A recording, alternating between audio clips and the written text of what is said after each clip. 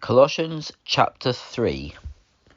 If you then were raised with Christ, desire those things which are above, where Christ sits at the right hand of God. Set your affection on things above, not on things on earth. For you are dead, and your life is hidden with Christ in God. When Christ, who is our life, shall appear, then you also shall appear with him in glory. Therefore put to death the parts of your earthly nature, sexual immorality, uncleanness, inordinate affection, evil desire, and covetousness, which is idolatry. Because of these things the wrath of God comes on the sons of disobedience. You also once walked in these when you lived in them. But now you must also put away all these: anger, wrath, malice, blasphemy, and filthy language out of your mouth.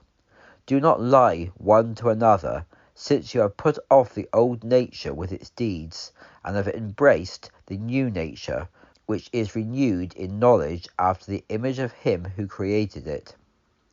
Where there is neither Greek nor Jew, circumcision nor uncircumcision, barbarian, Scythian, slave nor free, but Christ is all and in all. So embrace, as the elect of God, holy and beloved, a spirit of mercy, kindness, humbleness of mind, meekness and long-suffering.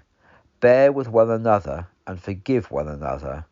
If anyone has a quarrel against any, even as Christ forgave you, so you must do.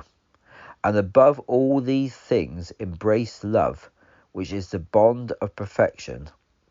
Let the peace of God, to which also you are called in one body, rule in your hearts, and be thankful.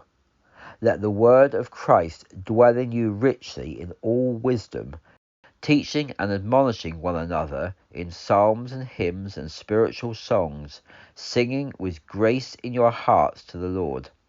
And whatever you do in word or deed, do all in the name of the Lord Jesus, giving thanks to God the Father through him. Wives, submit to your own husbands, as it is fitting in the Lord. Husbands, love your wives, and do not be bitter towards them. Children, obey your parents in all things, for this is well-pleasing to the Lord. Fathers, do not provoke your children to anger, lest they be discouraged. Servants, obey your masters in all things according to the flesh, serving not only when they are watching, as the servants of men, but in singleness of heart, fearing God. And whatever you do, do it heartily, as for the Lord and not for men, knowing that from the Lord you will receive the reward of the inheritance.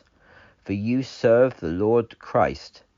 But he who does wrong will receive for the wrong which he has done, and there is no partiality.